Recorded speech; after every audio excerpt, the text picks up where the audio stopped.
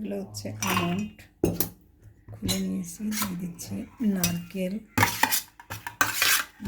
কোড়া। এগুলো হচ্ছে খেজুরের গুড়।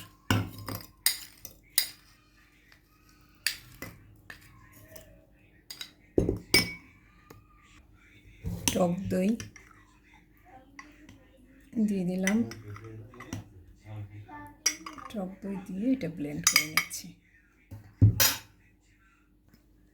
দ্বাদশীর প্রসাদ মাখবো, চিরা আর হচ্ছে কলা, এটা নিয়ে নিই।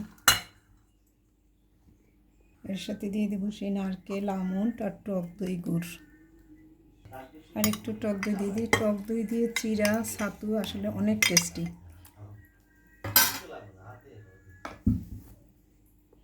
এর সাথে সামান্য একটু জবের ছাতু দিয়ে দিই।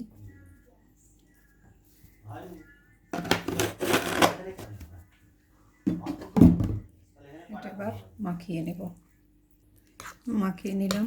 চিরা ছাতু দিয়ে দারুণ একটা টেস্টি খাবার। দ্বাদশীর সকালে এরকম একটা খাবার দিয়ে একাদশীর দ্বাদশী করা অনেক খেতেও ভালো লাগে আর শরীরের জন্যও ভালো।